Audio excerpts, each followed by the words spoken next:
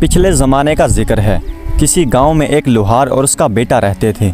एक दिन बेटा अपने बाप से कहने लगा, अब्बा अब्बा मेरे लिए एक छुरी बनाओ जिसकी धार बहुत तेज़ हो। बाप ने कहा, बेटा छुरी भली ना कठारी, ये तो बताओ तुमने छुरी का करना क्या है। बेटे ने गोल मोल सा जवाब दिया, बस अब्बा मुझे छुरी चाहिए। आखिर बेटे के बेहद इसरार पर बाप ने लोहे की छुरी बना दी। जब बेटे के हाथ में हथियार आ गया तो वो शेर हो गया। लगा बाप को डराने धमकाने कि अब्बा फौरन राजकुमार के महल में जाओ और मेरे लिए राजकुमारी का रिश्ता मांगो, अगर नहीं मांगा तो मैं ये छुरी मारकर तेरा सर तन से जुदा कर दूंगा।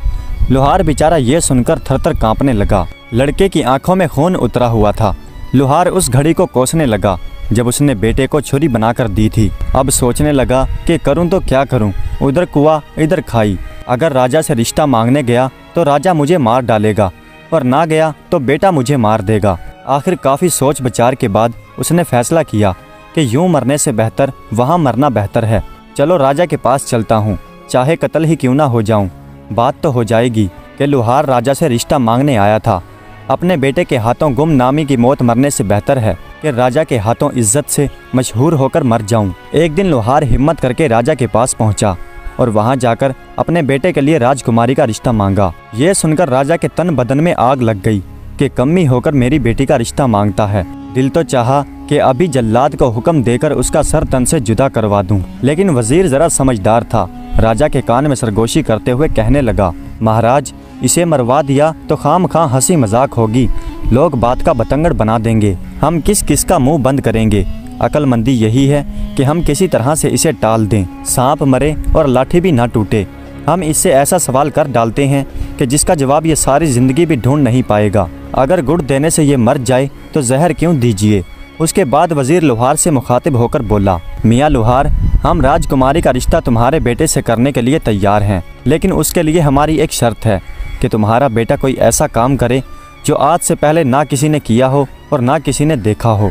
लुहार शर्त सुनकर वापस लौट पड़ा और अपने जिंदा बच जाने पर खुदा का लाख शुक्र अदा किया। घर आकर उसने अपने बेटे को ये बात बताई। दोनों बाप बेटे ने गांव छोड़ने का इरादा किया और इस शर्त को पूरा करने के लिए सफर पर रवाना हो गए। चलते चलते एक घने जंगल में पहुंचे। क्या देखते हैं कि एक आदमी शरी यानी शीरस के दरख्त के नीचे बैठा है। जमीन पर चारों तरफ शरी के पीले पीले फूल बिखरे हैं। आदमी ने चूल्हे में अपनी टांग डाल रखी है और पैर में से तड़ातड़ आग के शोले निकल रहे हैं। चूल्हे पर खोलते हुए तेल की कड़ाही रखी है और वो पकोड़े तल तल कर खा रहा है।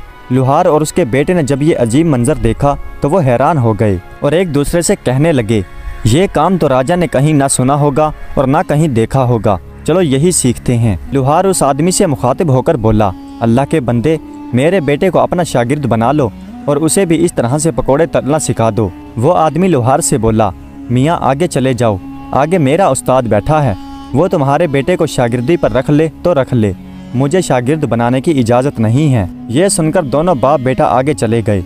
चलते चले जा रहे थे। आगे क्या देखते हैं कि एक बड़ की छांव के नीचे एक आदमी बैठा है और बड़ के चारों तरफ बड़ का फल बिखरा हुआ है। उसने चूल्हे में अपनी टांग डाल रखी है और एड़ी में तड़ातड़ आग के शोले निकल रहे हैं और चूल्हे पर उबलते हुए तेल की कड़ाही रखी है और वो जलेबियां तल तल कर खा रहा है। लुहार और उसके बेटे ने जब ये मंजर देखा तो एक दूसरे से कहने लगे, अरे ये काम तो पिछले काम से भी मुश्किल है, ये काम तो राजा ने ना कहीं देखा होगा और ना कहीं सुना होगा, चलो यही सीखते हैं। लुहार उस आदमी से मुखातिब होकर बोला, अल्लाह के बंदे, मेरे बेटे को भी अपने शागिर्दी में रख ले, इसे भी इस तरह से जलेबियां तलना सिखा दे। उस आदमी ने लुहार से कहा, मियाँ आगे जाओ, आगे मेरा उस्ताद बैठा है, वो तेरे बेटे को शागिर्दी पर रख ले तो रख ले, मुझे शागिर्द बनाने की इजाज़त नहीं है। यह सुनकर दोनों बाप बेटा आगे रवाना हो गए। वो चलते चलते एक और जगह पर पहुँचे जहाँ क्या देखते हैं कि एक आदमी बेरी के पेड़ के नीचे बैठा है। ज़मीन पर बेरी के मीठे मीठे बेर बिखरे पड़े हैं। उसने भी चूल्हे में अपना पैर डाल रखा है और पैर में से तड़ातड़ आग के शोले निकल रहे हैं। चूल्हे पर गन्ने के रस से भरी हुई एक कड़ाही रखी है और वो गुड़ बनाकर खा रहा है। लुहार और उसके बेटे ने जब ये मंजर देखा तो मन ही मन में कहने लगे, अरे ये काम तो पिछले काम से भी ज़्यादा मुश्किल है, ये काम तो राजा ने ना कहीं सुना होगा और ना कहीं देखा होगा, चलो यही सीख लेते हैं। लुहार उस आदमी से मुखातिब होकर बोला, अल्लाह के नेक बंदे, मेरे बेटे को भी अपनी शागिर्दी में रख लो, इसे भी इस तरह से गुड़ बनाना सिखा दो। वो बोला, ठीक है, मैं तेरे बेटे को अपना शागिर्द बना लेता हूँ, इसे अपने पास रख लेता हूँ। ये लो चाबियाँ। वो सामने एक कमरा है, उस कमरे का दरवाज़ा खोलो और अपने बेटे को कमरे में बिठाकर बाहर से दरवाज़ा बंद कर दो। लुहार ने उस आदमी की हिदायत पर अमल किया। जब बेटे को कमरे में बंद करके वापस जाने लगा तो उस आदमी ने लुहार से चाबियां वापस ले ली और लुहार से कहने लगा, अब 1 साल के बाद वापस आना। लुहार चाबियां देकर अपने घर वापस लौट गया। उधर लड़का कमरे में भूखा प्यासा बैठा था, इंतजार कर रहा था कि कोई आए और उसकी मदद करे, लेकिन पूरा दिन गुजर गया और उसकी मदद के लिए कोई ना आया। फिर जब लड़के ने कमरे में चारों तरफ देखा तो उसके रोंगटे खड़े हो गए, खून खुश्क होने लगा। उसके सामने एक खौफनाक नज़ारा था। कमरे के अंदर चारों तरफ इंसानी हड्डियां बिखरी पड़ी थी। लड़के ने सोचा, न जाने मुझसे पहले कितने ही लोग इस मौत के कमरे में अपनी जान दे चुके हैं और मेरा हाल भी उनसे कुछ मुख्तलिफ नहीं होगा। मैं और मेरा बाप उस बाहर बैठे आदमी के धोखे में आ गए। अब मुझे भी इन आदमियों की तरह यहाँ पर एड़ियाँ रगड़ रगड़ कर मरना पड़ेगा। एक रोज़ मेरी भी हड्डियाँ इन हड्डियों की तरह बिखरी पड़ी होंगी। ये सोचकर उसकी आंखों में आंसू आ गए और फूट फूट कर रोने लगा। जब रोने से दिल का गुबार निकल गया तो कमरे में एक कोने में जाकर बैठ गया। दिल ने कहा, जब तक सांस तब तक आस। लड़के ने जमीन पर पड़ी हुई एक बड़ी सी हड्डी उठाई जिसका सिरा छुरी से ज्यादा तेज और तीखा था और दीवार खोदना शुरू कर दी। दीवार से मिट्टी गिरती रही और गिरती रही। आखिर रात दिन की मेहनत रंग लाई। दीवार में इतना बड़ा सुराख हो गया था कि एक आदमी उसमें से निकल सकता है। जब लड़का उसमें से निकलकर दूसरी तरफ गया तो क्या देखता है कि एक और कमरा उसका मुंतजिर है। कमरा खूब सजा हुआ है, कीमती पर्दे लटक रहे हैं। कमरे में बहुत कीमती कालीन बिछा हुआ है। जाली के पर्दे के पीछे सांस लेते हुए किसी बहुत हसीन जिस्म का एहसास होता है। जो ही लोहार के लड़के ने पर्दा सरकाया तो उसकी आंखें खुली की खुली रह गईं। क्या देखता है कि एक गदराए हुए गोरे रंग की मालिक एक बहुत खूबसूरत लड़की बिस्तर पर लेटी हुई सो रही है। जवानी की नींद में सांस लेते हुए उसका जिस्म मुसलसल हरकत में है। करवटों के बायस काले काले लंबे बाल उसके जिस्म से लिपटे हुए हैं। कुछ देर लड़का दीदे फाड़े उसे देखता रहा। उसी दौरान लड़की की आंख खुल गई। पहले तो लड़की अपने कमरे में अजनबी लड़के को देखकर डर गई और लड़का भी घबराया कि खुदा जाने क्या बला है। थोड़ी देर बाद जब दोनों मुत्तमीन हुए तो लड़की ने कहा, कोई बात नहीं, आजा मेरे पास आजा, यहाँ बिस्तर पर बैठ और मुझे बता कि तू कौन है और यहाँ कैसे पहुँचा। यह सुनकर लोहार के लड़के की हिम्मत बढ़ी। उसने अपनी सारी कथा कही। पहले तो लड़की ने उसे कुछ खाने के लिए दिया और फिर कहा, जो आदमी बाहर गुड़ निकाल कर खा रहा है और जिसने तुझे कमरे में बंद किया है वो आदमी मेरा बाप है। मैं भी जादूगरनी हूँ, तू फिक्र न कर, मैं तुझे जादू सिखाऊंगी। लड़की अपने बाप से 2 गुना ज्यादा आगे थी। बाप अगर 14 दर्जे पर था तो बेटी 16 दर्जे पर थी। लड़की ने लोहार के लड़के को जादू सिखाना शुरू कर दिया और उसके अलावा उसे तरह तरह के फल और लजीज खाने खिलाती। अच्छी से अच्छी उसे पोशाक पहनने के लिए देती। इसी तरह से 1 बरस गुजर गया, लेकिन लोहार लड़के को लेने के लिए ना आया। उसने सोचा कि जब तक मेरा बेटा कामिल जादूगर नहीं बन जाता उसे लेने के लिए नहीं जाऊंगा। इस तरह वो लड़का साहिरा जादूगरनी से जादू सीखता रहा और एक दिन अपने जादू में माहिर हो गया। 2 बरस के बाद लोहार वापस आया। क्या देखता है कि वो आदमी उसी तरह बेरी के दरख्त के नीचे बैठा है। जमीन पर बेरी के मीठे मीठे बेर बिखरे पड़े हैं और उस आदमी ने अपनी टांग चूल्हे में डाल रखी है और पैर में से आग के शोले निकल रहे हैं और वो उसी तरह से गुड़ बनाकर खा रहा है। लोहार ने पूछा, अल्लाह के बंदे, मेरा बेटा कहाँ है? 2 साल पहले मैं उसे तेरी शागिर्दी में छोड़ गया था। वो आदमी कहने लगा, मैं तो 2 साल से यहीं पर बैठा हूँ और गुड़ बनाकर खा रहा हूँ। ना मुझे फुर्सत मिली और ना मैंने वहाँ जाकर देखा। तो अपने हाथ से अपने बेटे को कमरे में बंद करके बाहर से ताला लगा गया था।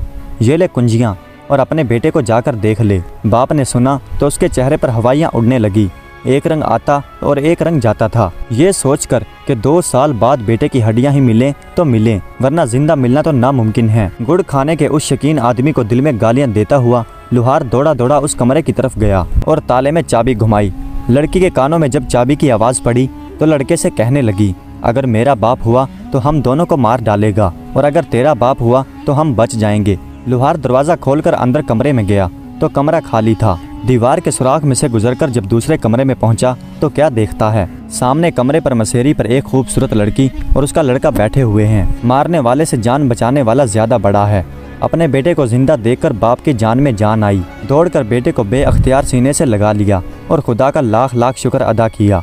उसके बाद लड़के ने अपने बाप को लड़की का तारुफ करवाया। असल हकीकत से जब लोहार वाकिफ हुआ तो वो कांप कर रह गया। उसने उसके बेटे की जान बचाने पर लड़की का शुक्रिया अदा किया। वो खूबसूरत जादूगरनी साहिरा कहने लगी, अब तुम दोनों के बचने की फ़कत एक ही आस है और वो ये कि ए लोहार, तू रोता पीटता और सिसकता हुआ बाहर मेरे बाप के पास जा और उसे जाकर कह कि मेरा बेटा भूख प्यास से मर गया। तुमने उसे बाहर निकाला ही नहीं। अब मुझे इतनी इजाज़त तो दे कि उसकी हड्डियों को किसी कपड़े में बांध कर ले जाऊं, ताकि उसकी हड्डियों को दफन कर सकूं।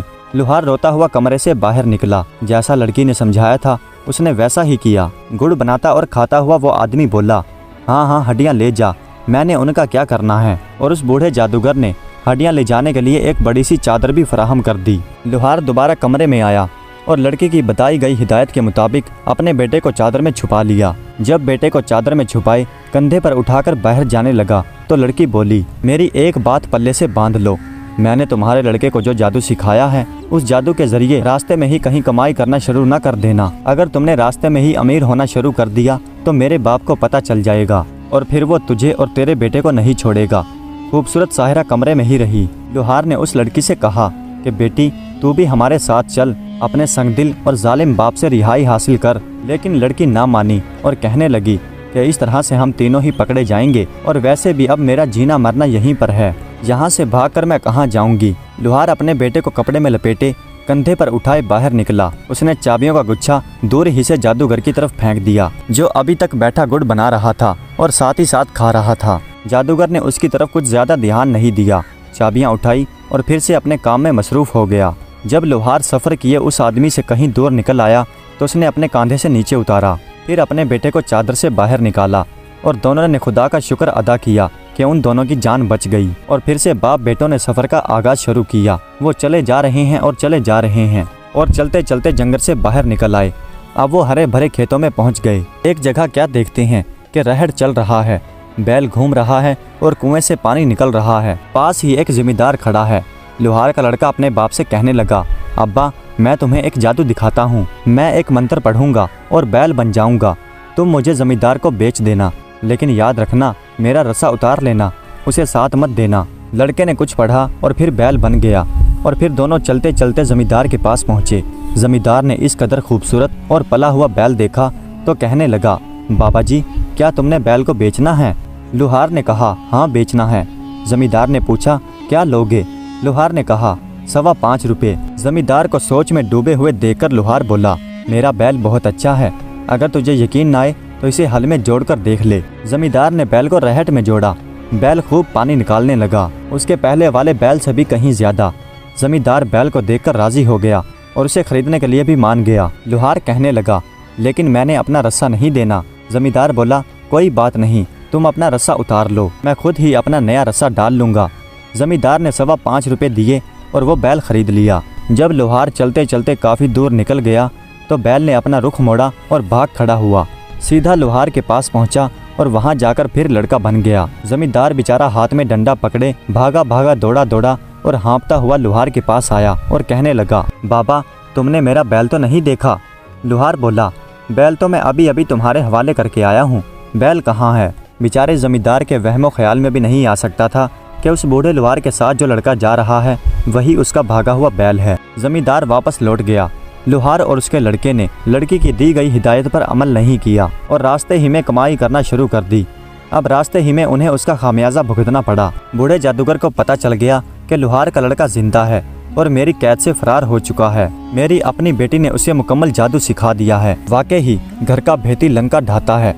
जादूगर ने एक बूढ़े आदमी का भेष धारा और उनसे पहले ही आगे रास्ते में आकर बैठ गया। लुहार के लड़के को क्योंकि पहले ही कामयाबी मिली थी इसलिए उसने फिर से लालच किया और इस बार ऊँट बनने का सोचा। अब्बा इस बार तू मेरे बदले पूरे 9 रुपये मांगना और 1 रुपया भी कम मत करना और याद रहे मेरे साथ नकेल मत देना। इतना कहकर लड़के ने मंत्र पढ़ा और ऊँट बन गया। लुहार उस ऊँट का रस्सा पकड़े पकड़े चलता चलता उस जादूगर के पास पहुंच गया जो फकीर का भेष बदले उनका इंतजार कर रहा था। फकीर ने लुहार से पूछा, बाबा जी क्या ऊँट बेचना है? फकीर ने लुहार के दिल की कही थी। उसने खुश होकर कहा, हाँ बेचना है। फकीर ने कहा, क्या लोगे? लुहार ने कहा, 9 रुपये। फकीर ने फ़ौरन 9 रुपये निकाले और लुहार की हथेली पर रख दिए। अब लुहार को याद आया और बोला, मैंने ऊँट के साथ नकेल नहीं देनी। फकीर भी जादूगर था और राजदार था, नकेल के भेद और अहमियत से वाकिफ था और बोला, मैंने तुम्हें मुँह मांगी कीमत दी है और नकेल ऊँट के साथ ही खरीदा है, इसलिए नकेल तो तुम्हें देनी पड़ेगी। गर्ज उनके बीच इतनी बहस और इतनी तूतू मैमे हुई कि राह चलते मुसाफिर रुक गए और इर्द गिर्द खेतों में काम करते हुए किसान भागे भागे आए और वहां पर जमा हो गए। फकीर ने लोगों से मुखातिब होते हुए कहा, लोगों, खुदा लगती कहो, क्या तुमने आज तक ये सुना है कि कोई जानवर बिक जाए और बेचने वाला जानवर बेचने के बाद उसके गले से रस्सा उतार ले? देखो देखो, ये आदमी मुझे पूरी कीमत पर ऊँट बेचने के बाद ये नकेल वापस लेने पर झगड़ा कर रहा है। फकीर की बात में वजन था। जब लोगों ने देखा कि ये तू मैं नकेल के लिए हो रही है तो सबने लुहार को झूठा किया। इतने लोगों के आगे लुहार की पेश न गई। उसे ना चाहते हुए भी ऊँट के साथ फकीर के हवाले वो नकेल करनी पड़ी। फकीर जो जादूगर था और नकेल की हकीकत से वाकिफ था, खुशी के मारे उछलने लगा। लड़का अब जादूगर के कब्जे में था, क्योंकि अब नकेल जादूगर के हाथ में थी और इसलिए उसके लिए अब ये मुमकिन ना था कि वो पहले की तरह आज़ाद होकर वहाँ से भाग जाए। लेकिन लड़का भी अब आम लड़का नहीं था। 2 साल जादूगरने की लड़की की शागिर्दी में रहने के बाद एक कामिल जादूगर बन चुका था। उसने मंत्र पढ़ा और कबूतर बनकर उड़ गया। जादूगर के हाथ में नकेल का दूसरा सिरा फट से नीचे गिर गया। उसने पीछे मुड़कर देखा तो ऊँट का कहीं नामो निशान भी नहीं था और नकेल नीचे जमीन पर घिसट रही थी। अब जादूगर ने भी मंत्र पढ़ा और बाज बनकर कबूतर के पीछे लग गया। लेकिन लड़का भी कुछ कम नहीं था। शेर को सवा शेर। कबूतर ने जब नीचे झुककर देखा, गांव की कुछ औरतें झुकी हुई छप्पड़ में से हाथ भर भरकर काली स्याह चिकनी मिट्टी निकाल रही हैं ताकि अपने कच्चे घरों और फर्शों पर पोछा लगा सकें। इससे पहले कि बाज कबूतर को पकड़ता, लड़का मंत्र पढ़कर मेंढक बनकर छप्पड़ में जा गिरा। ये देखकर बूढ़ा जादूगर बगला बन गया, छप्पड़ में उतरा और चूंचे मार मार कर मेंढक को तलाश करने लगा। एक गांव की खूबसूरत गोरी लड़की भी अपने लंबे लंबे हाथों से मिट्टी निकाल रही थी। लड़के ने फिर से मंत्र पढ़ा और मेंढक से छल्ला बनकर लड़की की उंगली में चला गया। बगला भगत यानी जादूगर अब उसकी छोटी उंगली से छल्ला निकालने से तो रहा। थोड़ी देर बाद औरतें मिट्टी बर्तनों में डालकर अपने घरों की तरफ चल पड़ी। जैसे ही लड़की अपने घर पहुंची, जादूगर बगले से फकीर बन गया और सदा लगाते हुए उनके घर पर जा पहुंचा। लड़की छन्ने में आटा डाले दरवाजे पर आई। जादूगर बोला, बेटी, मैंने आटा नहीं लेना, मैंने तो वो छल्ला लेना है जो तुम्हारे दाएं हाथ की छोटी उंगली में है। ये बात सुनकर लड़की को गुस्सा आ गया। तू कौन होता है मुझसे ये छल्ला मांगने वाला? जब यह तकरार लड़की के माँ के कानों में पड़ी तो वो भी दरवाजे पर आ गई। अब जो माँ को असल बात पता चली तो वो लड़की से बहुत खफा हुई। माँ शक्की मजाज औरत थी। लड़की से कहने लगी, तू तो छप्पड़ से मिट्टी लेने गई थी, ये छोटी उंगली में छल्ला कहाँ से पहनवा कर आ गई? बता, तेरे किस यार ने ये छल्ला दिया? इसे फौरन उतार और फेंक। आ लेने दे तेरे बाप को, सब बताती हूँ। इससे पहले कि तू कोई चांद चढ़ाए, कर देती हूँ तेरे हाथ पीले। लड़की बेचारी अजीब मुसीबत में फंस गई थी। उसने अपनी छोटी उंगली से छल्ला निकालकर फेंक दिया। फकीर इसी इंतजार में छल्ले पर आंख रखे खड़ा था। उसने छल्ला पकड़ने के लिए हाथ आगे बढ़ाया। लड़का फिर छल्ले से कबूतर बनकर उड़ गया और जादूगर बाज बनकर उसके पीछे लग गया। आखिर राजा का महल आ गया। दोनों उसके ऊपर उड़ रहे थे। राजा कचहरी लगाए बैठा था। इससे पहले कि बाज कबूतर को पकड़ता, लड़का कबूतर से सोने की तार बन गया और बादशाह के ताज में जाकर गिर गया कि यहाँ से तो बाज मुझे नहीं निकाल सकेगा। जादूगर फिर बाज से फकीर बन गया और बादशाह के सामने आकर सदा लगाई। राजा ने कहा, मांग, क्या मांगता है? फकीर ने कहा, राजा, तेरे ताज के अंदर जो सोने का तार है वो मुझे दे दे। ये बात सुनकर राजा को बहुत हैरत हुई कि मेरे ताज में सोने का तार कहाँ से आया। ये सोचकर उसने एक हाथ ऊपर उठाया कि ताज में हाथ डालकर देखे तो सही। जो ही राजा ने ताज में हाथ डाला और राजा के हाथ में आते ही तस्बीह बनकर टूट गया और जमीन पर बिखर गया। फकीर फौरन मुर्गा बनकर उन्हें चुगने लगा और लड़का देखते ही देखते मोतियों से बिल्ला बनकर उसने मुर्गे को पकड़कर दबोच लिया और वहीं पर मार दिया। राजा दम बखुद हैरान परेशान ये सब कुछ देख रहा था। हैरत से उसकी आंखें फटी जा रही थी। ऐसा मंजर राजा ने कभी अपनी आंखों से नहीं देखा था। उधर मुर्गे को मारने के बाद लड़का अपनी असल हालत में वापस आ गया था और आगे बढ़कर राजा के रूबरू आदाब बजा लाया। राजा, जो अभी तक हैरत में डूबा हुआ था, बामुश्किल ही बोला, ये सब क्या माजरा है? लड़के ने कहा, महाराज बताइए, क्या आज से पहले आपने ये सब देखा या सुना? राजा हैरत से मुंह में उंगलियां दबाए हुए बोला, नहीं, कभी नहीं। इस पर लड़के ने कहा, महाराज, आप अपना मुआहदा याद कीजिए जो आपने मेरे बाप से किया था।